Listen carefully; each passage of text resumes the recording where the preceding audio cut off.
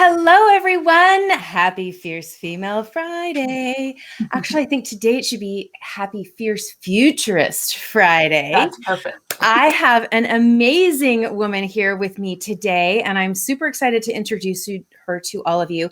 For those of you who know me from the real estate world, April's not in real estate. Can you imagine? Someone not being in real estate on the show? So I'm really excited to introduce you to April Reagan. She is a researcher, a lecturer, a consultant, an author of her brand new book, Bridgemakers, Becoming a Citizen Futurist. That is what we are going to talk about today. We're going to talk about futurism. We're going to talk about foresight. We're going to talk about civic engagement. Because April really has created this beautiful work of art that walks you through and helps you look at the future in a totally different way. And if that doesn't make you curious, I don't know what will. My goodness, welcome, April. Thank you so much, Deborah. It's good to see you, and thanks so much for having me on today. I'm excited for the discussion. You bet. Okay, so I have to talk about the flamingo in your background real quick. It just caught my attention. I was like, what is that? It has to have a story. Lamp. It's a lamp, and my lovely sister found and bought that for me as a gift. Its feathers are the lampshade, but it lights up. It's just so delightful. It's so unique. I absolutely love it. So I'm so glad she gave it to me. Oh, I love it. Yes, my auntie loves flamingos. Mm-hmm. And so whenever I see them, I always think of her. And so now I will add you to my flamingo loving list. I love it. For those of you who are listening on the podcast, hop on over to the Facebook page and check this out. I'll actually drop an image in the show notes so that everyone can see it, because it's just the most delightful lamp. Oh my goodness. Okay, so April, you and I met, and I was going back in my memories. We met at a Microsoft alumni That's event. right. Yeah, several years ago. That has to be 8 years ago, because I feel like it probably was 2016. So about 5 years ago. Yeah. Okay. So, because I was thinking, had I written the book yet? That's kind of like my my gauge. Yeah, it's a milestone for you. Yeah. I'm like opening the business, writing the book. Yeah. So I had a feeling that it was in between there. So, okay. So 2016, that was the year that they had like all the different like office spaces set up with like different foods and drinks and wines. That was really fun. And so we happened to meet. I was there with Andrew, my husband, who was the Microsoftie. But you two didn't know each other. No. So we just happened to randomly meet standing at a table, nibbling food. Then fast forward to 2019, we reconnected, and you invited me to come and share some Moxie at your workplace at the time, which was when you were working for Fjord, right? That's right. Yeah, for our International Women's Day event. And you did such a fabulous job. Everyone just raved and was so thrilled that you were there. Oh, I loved that. Well, the entire Accenture team, like I didn't know really much about. Obviously I've heard it. It's a bit of a giant in the consulting space, but I'd never kind of experienced the humans behind the brand and the women in the room. Just the brilliance, the badassery, it was so much fun the whole day. I stayed the whole day. I normally don't do that. I normally don't go to a whole event. I usually go and speak and go. But it was fun. There were crayons on the table. Come on now. Like, when there are crayons on the table, it's going to be a great event. But anyways, that really, I feel like was kind of the next like solid connection with us. And then you sent me an email and said, hey, I'm writing a book. And that was the third red thread. And I was like, all right, what can I do? So you did an Indiegogo, right? Mm-hmm. So kind of like a Kickstarter to start your book. And it's now out in the world. Yay. I know, it's so surreal still sometimes when I see it just sitting on the table or something. It's like, hey, that's my book, and I know that. You're like, that's my name. That's right. That's my name. It was cute. My sister has twin boys. I think they're 13 now, and she had gotten her book and had it out, and they looked and they were talking to her, and they're like, April Reagan, is that our aunt? And she's like, yes. And they're like, she wrote a book. Oh, I Cutest love thing. it. Well, it really is such an amazing accomplishment. So kudos to you. Congratulations. Thanks. I would love to talk about the book, and I'm sure you would too. However, first I kind of want to give people a peek into who you are. Yeah. So let's walk through a couple of the Moxie-licious questions that we ask each guest before we dive into what a citizen futurist is. Yeah. So the first and one of the most beloved questions we ask around here is, how do you define success? Well, there's definitely lots of definitions and books written about this out there, but I really feel like more and more we're all realizing that it's the personal satisfaction of actually making someone else's life better. There's nothing that compares to that. You can be proud of something you did on your own, absolutely. If you decide you're going to go run a marathon and you make that happen, or get into a school, or get more fit. All of these things are absolutely awesome, but personally, I feel like it's never as meaningful as when you've actually made a real tangible difference in someone else's life, and sometimes intangible, but just so significant that they remark on it and come back to you. That's one of my favoriteest things, is if I get a random text or message from someone that says, hey, this thing you did or said to me, months, years ago, this is the impact it had for me. And I'm just like, I can float on cloud nine for days from that. So I think success is when you're able to make someone else's life and existence on this planet a little better. I love that so very much. And it really does lean and lead right into what you've written about. I think that's fantastic, as do the 3 words you chose for yourself. So the reason I love to ask this question, April, is because I think when we have to slow down and say, what are 3 words that actually really do kind of share my essence, right? And then, of course, why they share my essence. So your 3 words you used were curious, empathetic, and fun. So let's start with curious. Why did you choose curious?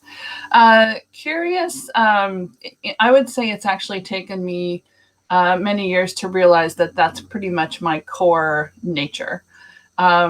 It all started, so back when I was in middle school, I had decided to be an engineer. And that was a lot. I realize now that was based on curiosity. So my parents took me to, I don't know if anybody, I don't see them in Washington State very often, at least not in this part of the state. But when I was young, growing up in Colorado, my parents took me to the tractor pull races, which is where tractors pull this giant sled and a weight that it slides on this ramp, so it makes it heavier and heavier for the tractor to pull. And so the idea was, how far could tractors pull this giant sled? And all the fans were all oohing and on over the tractors, shiny, the design, the logos, and all this. And I'm like, wait a minute, how does the sled work? I want to know how that works. And so all this curiosity about how things work, which certainly served me. And I eventually went into software engineering before pivoting. But now, as a researcher, I realize it's really the curiosity to learn and then write and share, which is a little different from engineering, right? So engineering is more about curiosity, so I can design and build things, which I do have I do enjoy that, but not as much as I like just really digging in to understand something.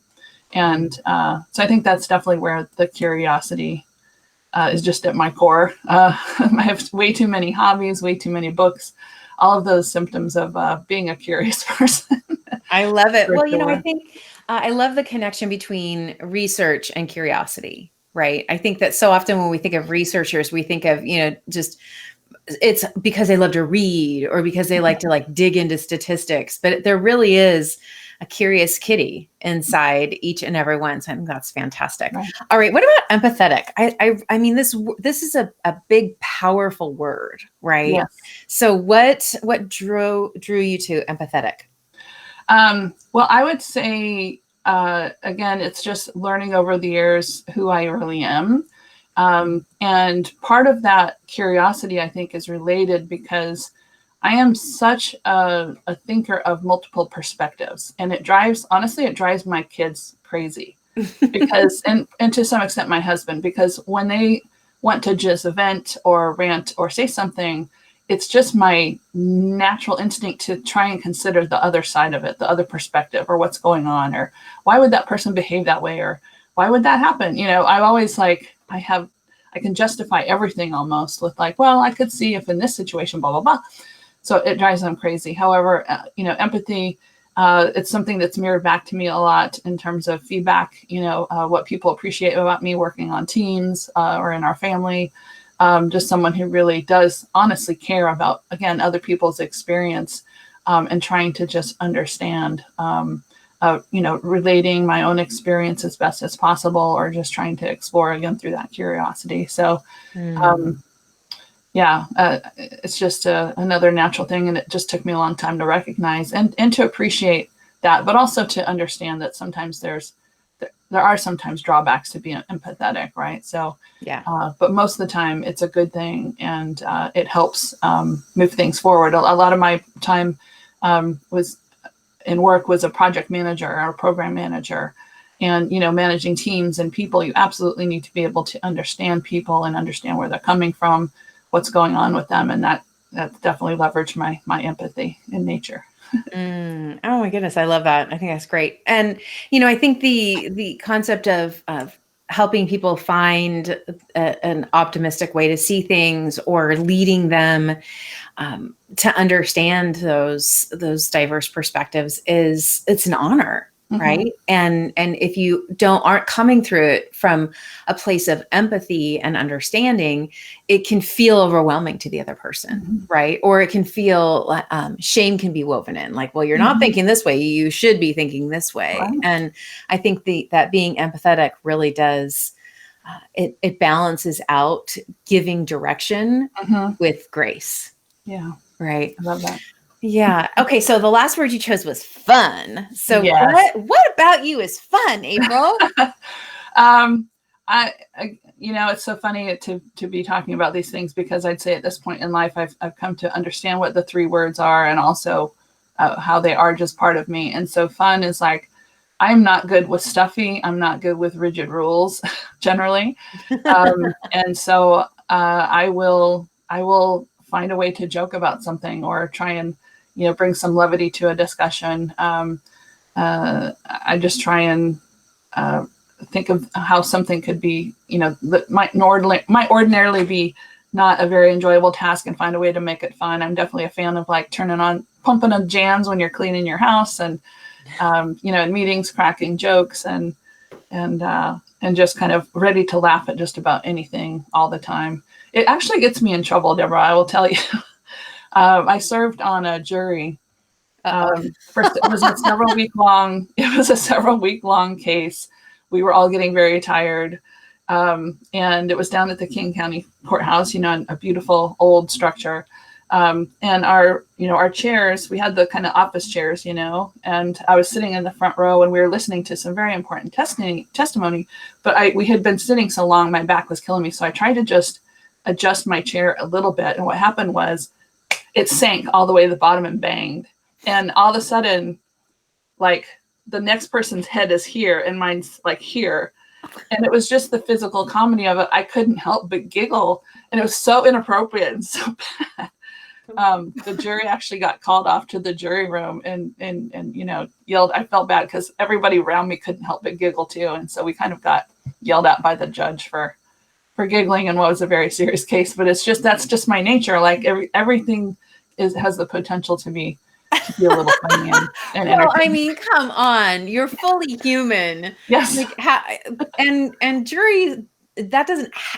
Anyways, yeah, I'm with you. I would have totally been giggling, and right. I would have been kicked out of the room too. I think that's so good.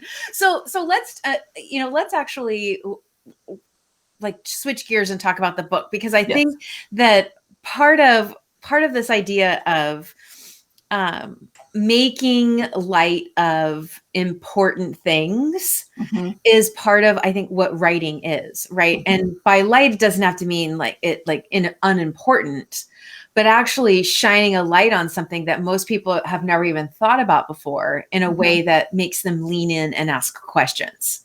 Right. And I really think, first I'd love to just simply talk about the title. So it's Bridge Makers Becoming a Citizen Futurist. Yeah. That is quite the title. So why this title, and why the book now? Yeah, I love that question. The bridge makers part, interestingly enough, and we'll maybe talk about this more at the end, is something that's it's mostly at the front end of the book, talks a little bit about the idea of bridge making and why it's worth to think about yourself as a bridge maker, and not just in terms of futurism, but in terms of, bridging communities, bridging groups of thought, and trying to just connect people. Again, that comes from that empathy that I have, the curiosity I have, like learn to understand, be curious, and bridge. And when I was speaking with one of the early, it's actually the program director of the creative, the Book Creators Institute. And we were having a conversation. I was just explaining, I'm like, yeah, I just feel like, for the friends and family I have that aren't in tech, I do a lot of this bridge discussion with them, trying to translate what I see every year at CES to what's happening out in the world. And so that really caught his attention. And the more I thought about, he recommended trying to incorporate that into the book. And so the more I thought about it, I thought there was a beautiful way up front to really have that discussion about being a bridge maker, because that's something that's a little easier to understand than, say, citizen futurist, right? So if the book only said citizen futurist, I think it would be, very intimidating to folks. And it's very really Orwellian. The intent is for it to be pretty approachable by people who aren't necessarily in tech, who aren't necessarily familiar with science and tech, just trying to encourage the general public to become more aware of what is going on and to get ahead of things. A lot of what we protest today is about stuff that's already happening, that's been done, or something we want to change. But what being a citizen futurist is about is actually trying to get ahead of all that. Yes. Stop something from veering off course before it gets there.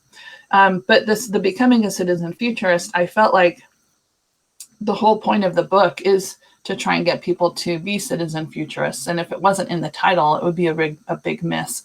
It's kind of funny, actually, if you search one of the booksellers for bridge makers, you end up seeing a lot of very strange other results. But I think that it did take some time thinking about the right title, but I think those two things together make a lot of sense and really represent the content of the book. And they create curiosity. Let's be real, April. Yeah. You're like, what? I mean, the first question I'm sure most people ask yourself, which is what I ask myself, what is a citizen futurist? Yes. And, you really do give a great definition inside the book, but I'd love to hear you speak it out loud. So when you get that question, what's a citizen futurist? What do you say? Well, it was interesting because I did a ton of research for the book. I think probably 15% of the pages is actually the references for the book.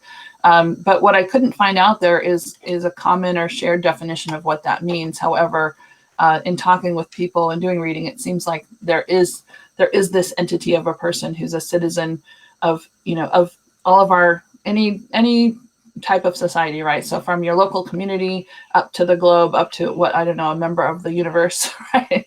There's all these different circles that you're a member of. And so as a citizen, it's just being a member of a community that you care about. And the futurist part is someone who's just really committed to looking at what's going on and what potential futures are coming. And so what I've tried to do in the book is talk about how to, do those two things, how to look and how to think about the future. And the last part of the citizen futurist together is the agency to act, not just looking and observing and considering, but actually actively trying to influence where things are going. So not just saying, oh, we think this is going to happen, but think about what's the good and bad about that happening. And is there a way to kind of ensure that the good happens, but minimize or prevent the bad from happening. So it's just someone who's really committed to staying educated, informed, and thinking about, and then that extra step of acting. Yes. The Citizen Futurist is this intersection of innovation and activism, where you're paying attention and you're actually trying to steer and influence how our experience in this world is. Yes. Well, and you do speak to COVID-19 and the pandemic, and that, there were futurists who were saying, this is a big possibility. Yeah. And yet we were in a global mess. Right. Right. And so I think when I was reading that, I thought, yes, yes, we were seeing it. We were seeing things that, programs that were in place for decades that were like, no, we haven't needed it, so let's get rid of it. Right. And we do that in our everyday lives. I mean, how many times have you tossed or donated something, and then 3 weeks later, you're like, yes. Yeah. I wish I would have kept that, whatever it was.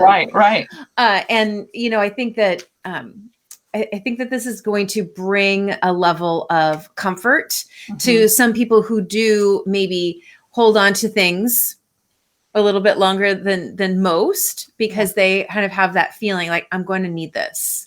I know I'm going to need this. And so I love that there's stories that can trigger where this might be already inside us, because you definitely talk about where we all, not every single person on the planet thinks about the future. Some people are thinking about the past way more often than they're thinking about the future, or they're just simply where they are in the present moment. And, it's interesting, in all of my kind of divine feminine readings, there's this whole idea in biblical times, where when you weren't in the present, that you were basically not living, that you were considered to be dead. And so in that time, right, when it was everything was very a simple way of living, right? They weren't thinking about the future on a daily, kind of like we do now with social media. Yeah. Right. We're always painting the picture and sharing ideas and talking about our plans and, vision casting. So from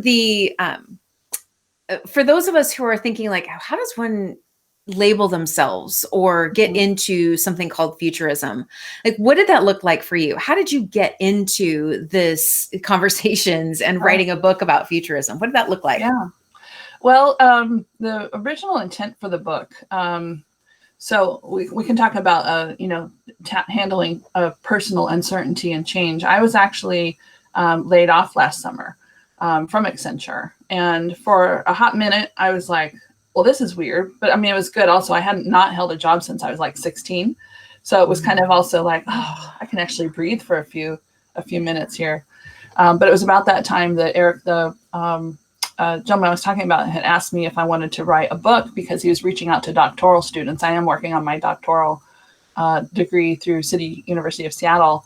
And so he had reached out and he's like, do you want to write a book? And I said, there is something about these foresight tools and techniques that I've used in design and innovation at work through Fjord and Samsung and Microsoft that I think are useful to everyday people, right? For everyday kinds of things. I think, there's just an instinct that it would be useful. And I mentioned CES before, and I always I was reminded of that each year when I come back from CES, when people are like, oh, what's the hot new thing? What's coming? People can tend to be curious about the future. But I think, I saw a report the other day, I think 60% of people who were surveyed don't actually think beyond, 6 months time. We're talking about our next family vacation or, some other event that's happening, but they don't talk about the future. So as I started, when I was talking with Eric, I said, yep, I'm going to write a book on foresight for the everyday person. And then as I started doing research, I was really watching a lot of videos and reading a lot. And there were a couple of futurists, one's Jamie Metzl, one's Amy Webb. And not only were they kind of painting picture of possible futures, but they were really sounding alarms, right? wake up, people. There is some really crazy stuff that could be coming. You got to pay attention, right? And so that made me really think about turning it, like still writing that book, but making it more of a call to action and saying, we all collectively have to do more of this. And interesting enough, I don't know that I'll be one of, those type of futurists that's out like, painting those futures. I think I'm more of the futurologist, which is someone who is interested and is curious about how people do think about the future. What are they doing about it?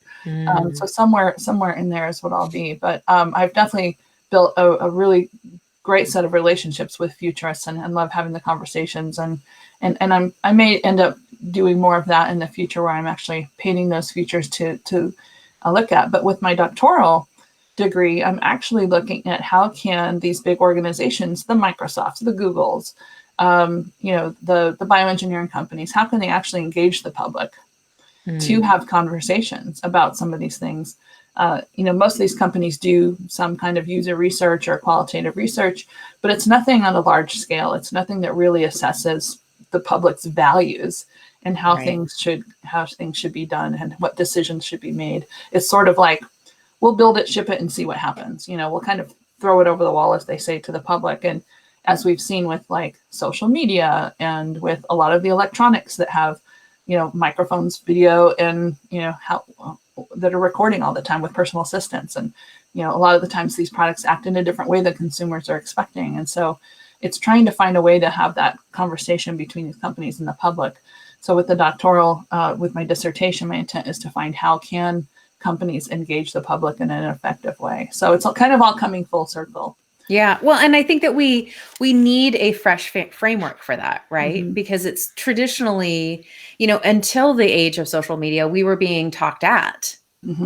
And we are in a totally different space now, 10 years later. Like consumers want to be talked with. They want to understand who the leaders are. They want to understand, where social justice or social programs are plugged into organizations. And it's only going to get deeper and more important to be able to understand that as the next generations come into buying power, because they are more enlightened in those spaces than generations before. And it's interesting, like the term bridge maker, or like I've often said, Gen X is a bridge generation. We just reading the book and reading about your experience, like your dad and Pong and Atari and you with Commodore, like we were that generation that we didn't grow up. Like when we were born, we weren't born with an iPhone in our hands, but we definitely when we were, in the single digits, things like computers were starting to show up. And like I went to a parochial school in San Jose, which I did see that you were in De Anza and Cupertino. I went to West Valley. Nice. But there's we had Apple computers in all of our classrooms when I was in 4th grade. And so we had them when we were younger, and we were teaching our parents, like, okay, this is how you start it. Like, here's the boot up disk 1, here's boot up disk 2. Like all those steps, like we were already planting that when we were very young. And so now we're kind of this bridge communicator between those who are active now, those who are kind of writing into their 3rd act, and those coming behind to say, like, it might seem like this is super easy to understand and it blows your mind that people don't, but remember there's a whole generation, like your some of your parents and some of your grandparents who've never even held an iPad, or they saw that on Star Trek, and it doesn't seem real, right? And it's so interesting because there's been so many, like the Star Treks over the years, where they've had a lot of the tools and technology that companies like Apple and Microsoft have like truly brought to life. Right? Like the tricorder. The laptop, the iPad, all of these things that a lot of people who are writing those scripts, I mean, I would say full on futurist right there. Oh yeah. Oh, absolutely. We had, it was fun. We had a gentleman in the lab I worked at Samsung who actually was the guy who kind of helped imagine some of those scenarios and actually did some of the graphic design work for like the Minority Report. Remember that movie? That's a Yes. commonly referenced one because of the very, crazy UI, and also like the, the ads when he enters the mall, and just how they're trying to predict crime. It's a very futuristic type of film. So yeah, there's definitely futurists living down in Hollywood, and one there's a good part of a chapter that talks about those are the kinds of things that are great to, and kind of add ideas to your brain about what the future is, right? So, Yes. I talk in the book about, in order to think about the future, you need to have some creativity and imagination, but you can feed that creativity and imagination by looking at, watching great movies, reading sci-fi, even going to some experiences, with Disney World, or just lots of different, with your travel, you can go to cities that are really connected and wired and have a lot different experiences than you have at home. So expanding your brain with those kinds of things is absolutely a great way to work on being a futurist. I love that. Well, obviously the being raised by a computer geek was a big part of that, and sci-fi was and still is very much part of who I am. Like, I don't just celebrate May 4th, I celebrate the whole dang week. Yes. Right. Like, it's like, woo, it's a national holiday around here. But going even back to like Minority Report, I remember when that came out, and he's sliding and throwing stuff around, and I remember thinking, when is that gonna show up? Like, when will that show up? Right. And I think it was Corningware Glass that kind of did this whole ad. Glass. Yep. Yeah. I'm like, is that where that's who it was? And I thought, yes, like, I am ready for that. I am ready to, while I'm getting ready to, have something in my mirror. Yeah. I'm ready when I'm on a plane. That exists. It's not as widely available, but there are products available today that, this is one of those things that going to CES is awesome, because I can see when it's just an idea, and then you can actually go see these things. Best Buy is actually a great place to go and look at what's kind of some of the fun new stuff out. They do a pretty good job of, offering and featuring products that are a little different. I don't know how they do on the uptake. I'm always curious. Maybe I should go look into that. I can go look into that and see how that goes. But you can actually get mirrors. And, I mentioned my friend Joe Farrow in the book, who actually has built some of that, like out of, Raspberry Pi and stuff. So it's totally possible. I love it. Yeah. And, I actually was traveling with a friend a few years back, and I was like, she was like, well, what's that? Where's that? I'm like, that is really what we need. Yeah. When we're in planes, you like to be able to look out, and it's like, that's Mount St. Helen.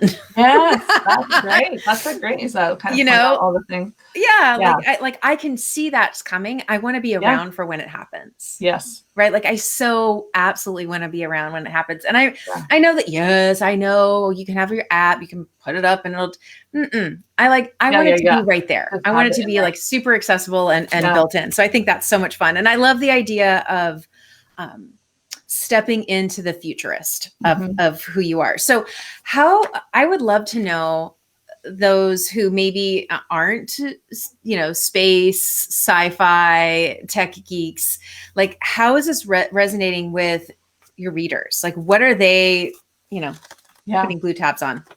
Well, I think so. The response has been great, and friends, family, and even people that I don't know, which is always fun to hear from people that that found the book and found some really great insights out of it for them.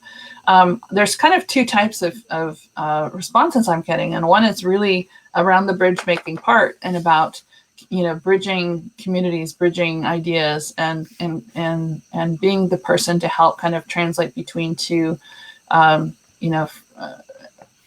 Communities. I have someone who said she had spent, part of the winter kind of just driving around the South and trying to meet people and understand, what are the real challenges happening and why is it happening, and so that she can translate back and communicate out. And I absolutely love that. My mother's neighbor, who's, I want to say 86, she let me know she's reading the book and absolutely loves it. She didn't know about a lot of the stuff that's coming and it's going on. And she agrees that this is stuff people should know and be taking, taking apart. And So it's super fun. So yeah, I think it's those two areas. People who are finding really inspiration in the bridge making piece of it, whether it's to do with science and tech or not. And then for those who just aren't in it and aren't aware of all the things that are going on, and like you said when we were talking before, it can be a little heavy. I've tried to make it very approachable though, and kind of high level enough that people can understand. So it's nice to hear that, at least for some folks, that's that part's coming through. But for I sure. think those two audiences, it's making me pretty happy to hear that. Yeah, I'd say for those, this is definitely not like any of the, what do they call it? Chick lit. Right. No. But the beach read, right? There's always this like call for like, what are the best summer reads? Yeah. This is definitely something that you want a highlighter, maybe two highlighters. You want a journal, a pen, a pencil, whatever, however you take your notes, because there are so many great ideas, ways to like really get it into your body, right? Into your bones, because this is really, again, a way to think differently. And so there's two things I want to make sure that we cover before we stop talking about the book. And the first is you talk about the change mindset, and you basically encourage everyone who's reading this book to ask themselves this question: have you reflected on your own reactions to the unexpected, or considered why it is that some people are quicker to adapt? And this is specifically about what happened with the sheltering in place, right, around the pandemic. But I think that's in general, like whenever there's any sort of crisis or major shift, what are you hearing when people are answering that question? Are there are screaming and gnashing of teeth? Are there people just blown away? Like what's the scoop on that? I think what I'm hearing is that every individual has done so much self-learning over the last year about how they personally react to change that's completely out of your control, right? There's you generally don't have control. Right now you have control. The people who are choosing to go get vaccinated are having, more preferable futures. They're not as likely to get sick and so forth. But there are people who feel it's their, that's better for them to not go that route. So they're seeing different futures. So in that sense, there's a little bit of, control over what's your future.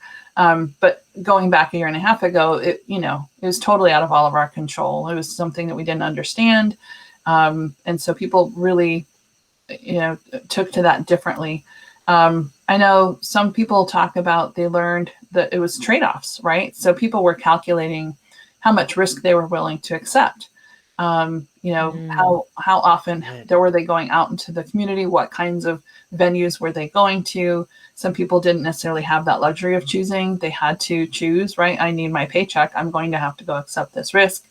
And so it's really understanding for you personally, where are those trade-offs that you're able to make, that you choose to make, and how do you handle that? And then trying to also relate to other people who are in different places, right? So you can have one family member or friend who's like, you know what, it's all fate. If it's meant to be, it's meant to be, and let's just go.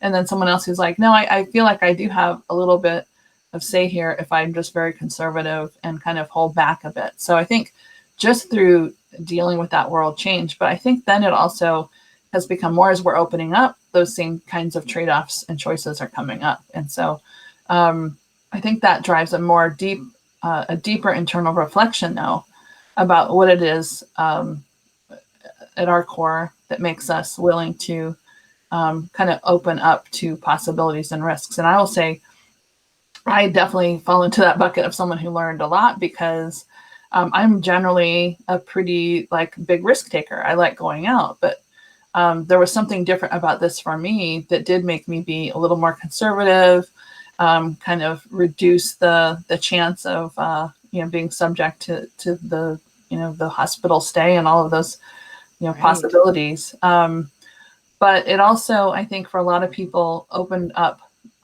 their minds about having control over as we do open back up, is this the kind of work I want to do? Do I actually want to do something else? Do I want to work? Do I actually want to push for hybrid or work from home? Is that now very important to me? Yes. So it's kind of weird. It's like we've all learned a little bit about ourselves, but also taken a little agency out of it, even though really a year and a half ago we had the least control, right? So it's kind of like this huge shifts going all over the map in terms of how we think about ourselves, how we think about others, and how we think about the possibilities of what life is. It's not necessarily always that long commute, work the time, and go back, or even having two earners for our family. There's just so many different variables that up till the pandemic, people I think took for granted, made assumptions, but now because they realize, it's not always going to be in control. Well, I think that what I'm hearing you say, and what I think really brings this whole book into like extreme focus, is that we are all futurists in some way, shape, or form. Right. And some of us just do it more often, right? Like we're the visionaries, we're the early adopters, right, of whatever it is that the visionaries have created. So there is kind of that, I'm trying to think of what the guy's name is that all falls under. It'll come to me. But this idea that, there were people sitting around going, what if? And there were people sitting around saying, even if. Yeah.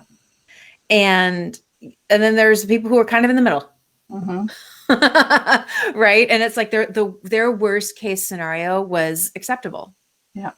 And so they went out and they did whatever they needed to do. And I think that that's a great way to think about it. Like every decision you make, like when you're planning for what's next, to kind of go through the process. And you do on page 152 in the book, you give this, like this call for having some great fun, which of course connects right back to that love of fun for you have, where you talk about imagining new scenarios. And I think that this is something great for all of the listeners to weave into their days and weeks and months and years ahead, right? Like if you've got kids at home, like this is a great way to start teaching them to create these scenarios and talk through them. So can you give us an example of, I'm with friends or family this weekend. How would I have some great fun with them by imagining a new scenario? What does that look like? Yeah.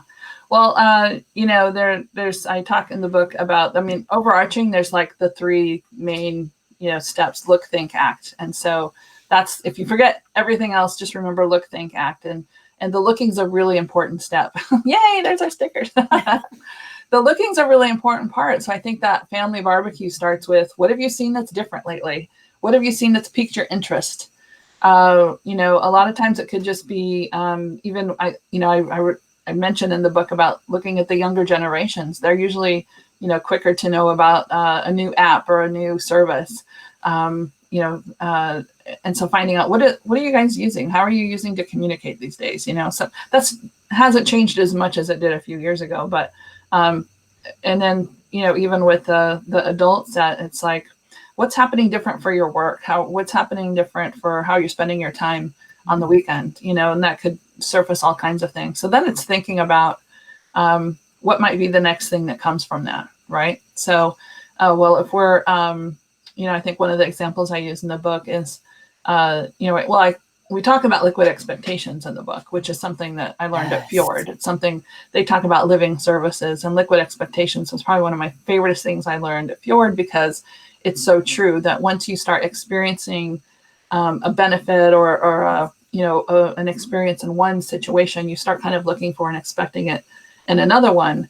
The funny one is one time when I went to CES, I had been using Uber a lot, but this particular time I used a cab, and I started to get out without paying. And the guy's like, hey, wait a minute. And I'm like, oh yeah, I used to have to actually pay. Right? It's like, hey lady. Exactly. Sorry about that. Which they actually have, they had to catch up. They now have an app where you can, hail and pay and streamline like Uber does. Another example that's a little older than that is, everyone has your key fob, right, for your car. And several times I've gone up to my front door of my house and tried to like, click, click, open. Okay, let's go. That's not how it works. I have still my key. And as I mentioned the stuff at Best Buy, you can buy the stuff to do that now if you want, right? For your phone to just, Yes. wave your phone next to your lock and it unlocks and off you go. But that's even at hotels now, right? Right. Hotels do that. Exactly. Yeah. Just scan it. So, and then another story, I can't remember if I put it in the book or not, was at Samsung, a lady was explaining how her young daughter had gotten used to using the iPad, right? Or Galaxy Tab, probably, Samsung, and swiping pictures and kind of playing with that.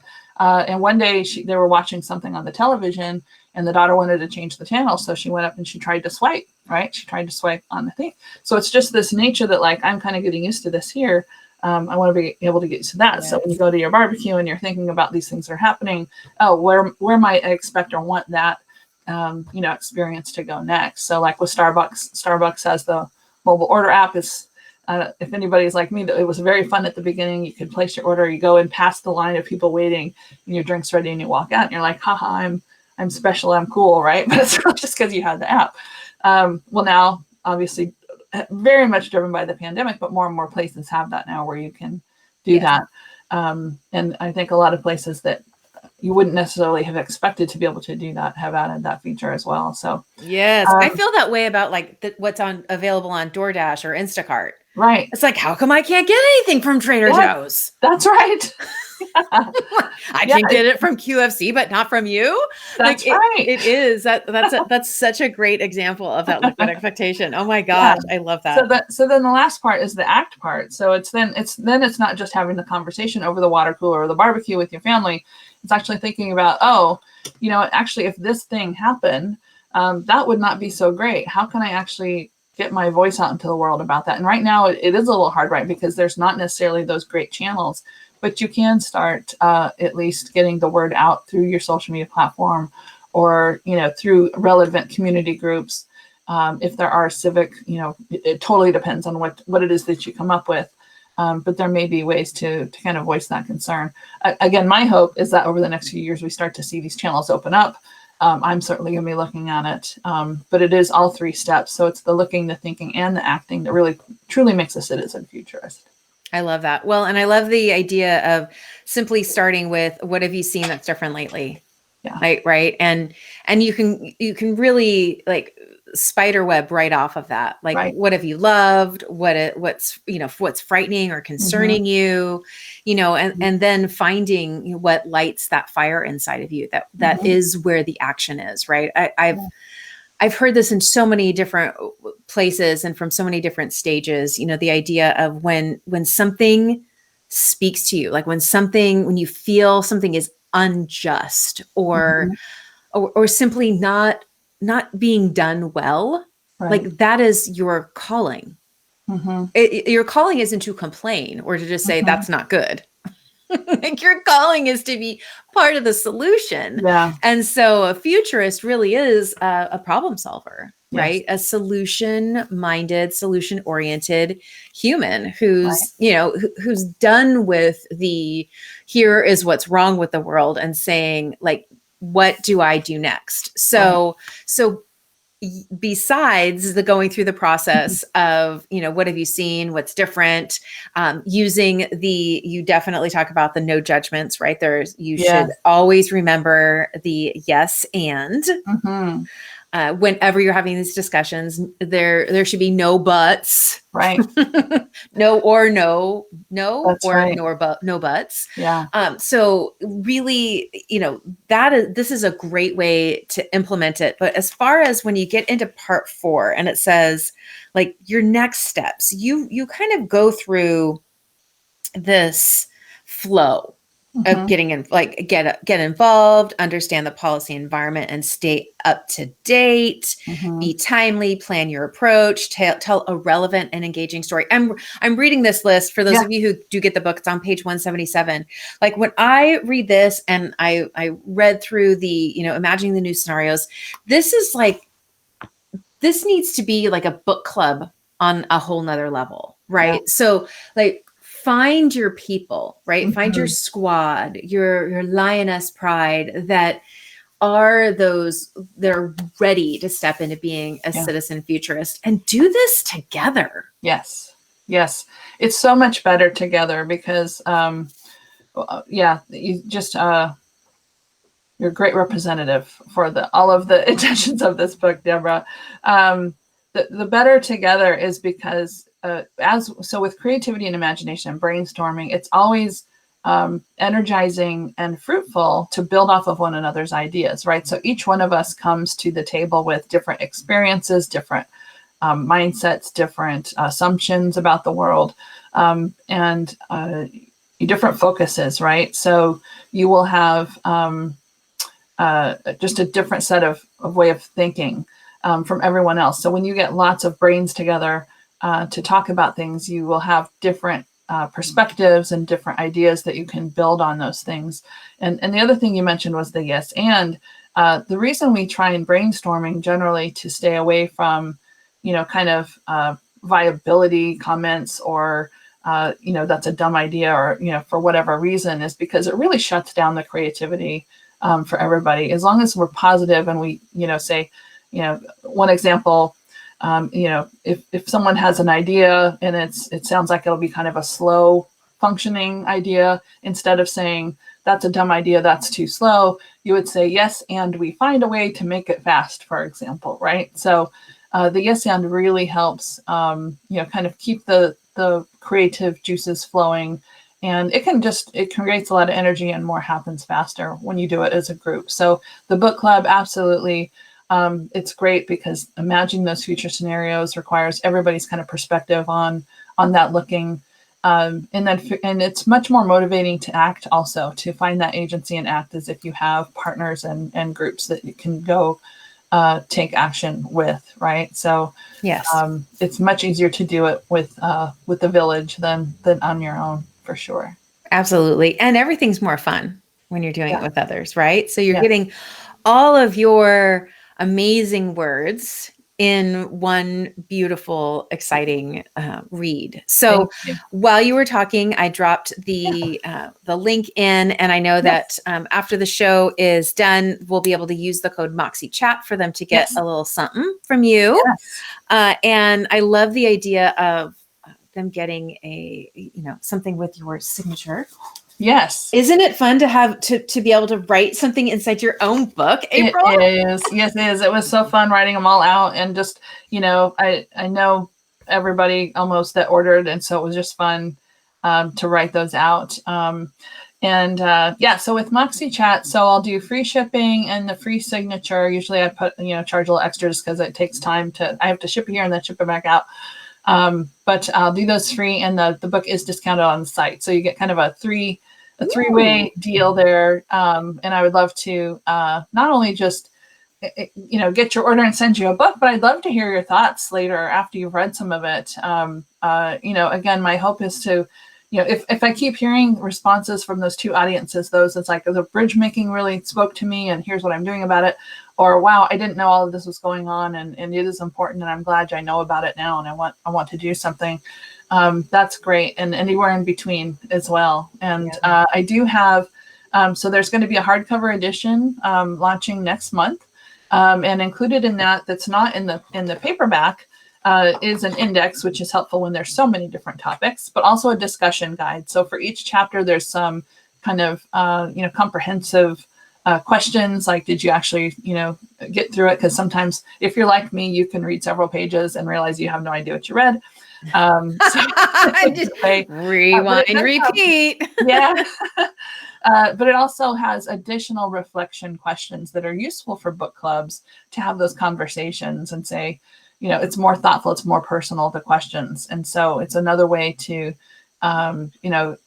read through and work with other people on the content. And so I think that'll be good. And then this fall, I'll be rounding out with an educator's guide. I do think there's room for this in the classroom, if not just extracurriculars and actual, core curriculum, because foresight it's just a skill that every child really should be raised with. A healthy relationship with change, a healthy attitude about uncertainty, and the ability to identify again where is your agency in acting and trying to influence the future. So beautiful. I love it. I love it. I love it. And so we will definitely share this here. We'll make sure that the link is in the show notes for those of you listening on the podcast. If you don't want to wait, it's bridgemakerbooks.com, bridgemakersbook.com, right? Book. Yes. Yes. Bridgemakersbook.com. Yes. And also I'll throw out that on there, you can actually schedule an author pop-in. If you do have a book club that picks it up, it's for free. I'll come in for 10 minutes and talk with you about the book. If you or your organization want to do a little longer, you can also arrange that through there as well. But I think by 1 p.m. Pacific, I'll have the MoxieChat code to give you those benefits. And thank you so much, Deborah, for having me on. And I love that you've just, dived into the book and have all these markers. I loved hearing about your impressions of the book and what really stood out to you. Awesome. Well, before I let you go, Yeah. I love to do a section of rapid fire. Yes. Are you ready? I'm ready. Okay. First rapid fire question. What was your first concert? Oh, that's actually a hard one. It was, I'll say the most memorable one was actually REM in 1989. In Germany. I'd gone to see my sister, and we were able to see them. It was in a high school gym in Frankfurt. So very fun and cool experience. Wow. I love that. What's your superpower? Oh, my superpower. I definitely think it's the curiosity that we talked about earlier. I agree. Curiosity is amazing power. Who would play you in the movie of your life? Well, there's the doppelganger, and I'm trying to think of her name. Is it Kristen Stewart, the one that was on Third Rock from the Sun? Is that? No, not Stewart. It was the other one. Johnson. Kristen Johnson? Is that I know who you're talking about. I'll look it up. I've heard she's my doppelganger. And she's pretty smart too. So I think maybe that would probably be a good candidate. She's smart and she's fun. What's that? Smart and fun. Yes. Totally. I think that's a great choice. What is your favorite soul-filling activity to relax and unwind? Going to the beach. Absolutely. My favorite spot to go to is Manhattan Beach in California. I haven't been there in a long time, but they have this gorgeous pier where you can just go out and you look up and down, and it's just a gorgeous residential area with these public beaches. And there's sometimes people playing volleyball and whatnot, but the sound of those big crushing waves, it's just something about that really charges me up for sure. So magical. I totally agree. If you have never been to Depot Bay, I highly recommend it. Okay. It's down in Oregon. It's kind of like halfway down the coast. Yeah. But talk about loud, crashing, booming waves. You don't have to go all the way back to California, in other words. Right. That part of the coast is incredible. Oh, I'll have to check it out. Yes, sure. I think you would love it. Okay, last question, and of course, one of my all-time favorites. What does Moxie mean to you? Oh, Moxie to me means confidence. And really with that, like being courageous in how you use the confidence. And, that boldness, it's not just about steamrolling, right? There's a courageness. I'm making up words now. The lioness has the courageness. It's having confidence and then the courage to use it in a very positive and impactful way. I love that. And that's what Moxie means to me. And that's why I love that you have that as your main. Yeah. And it means something different to everyone, which I love, right? But we all kind of get this impression. Like there's the words like bravery, courageous, gumption, grit, like these all kind of weave themselves into this one powerful, fun word of Moxie. I love it. Okay. So for those of you who have yet to click the link to purchase the Bridgemakers book, make sure that you do that. Again, give April a few moments to get the code MoxieChat in the system, and you will not be disappointed reading this book. Again, if you've got a book club, she's got some resources for that. Schedule one of those pop-ins. I think that's such a brilliant idea and a wonderful way for people to kind of take it into the next level. as we ride into the weekend, April, any last words that you want to speak over the community? Yeah, I think when you're getting overwhelmed about the future, just stop and breathe. Stop and breathe. Think about what's important to you.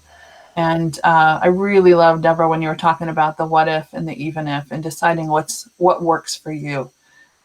Because it's okay to do what you need to do, and it's okay to be adventurous and get out there and see what's possible too. So just breathe, and if you're already out there, just kicking it, that's good too. I love it. I love it. All right. Thank you everyone who watched live today, who's catching the replay and or listening over on the podcast. If you've got questions for April or for me, drop them in the comments section, either on the blog or here on Facebook, and we will definitely get connected to you and get those answers to you. For those of you who are new to the show, make sure that you hit subscribe. Yes. I'd love to make sure that you catch future episodes. And of course, as always, in particular for this one, share this out with the folks who are currently the futurists that you're thinking, oh my gosh, my friend Aisha is a futurist. Get it to Aisha. Send this link to her so that she can listen to it, and gather your friends, gather your lioness pride, and really get this content into you. It is going to change the way that you look at the future. I look forward to seeing all of you next time. Until then, of course, don't forget, we love to engage, elevate, and empower our world. So have fun doing that. See you all soon. Bye. Thank you. Thanks, Deborah.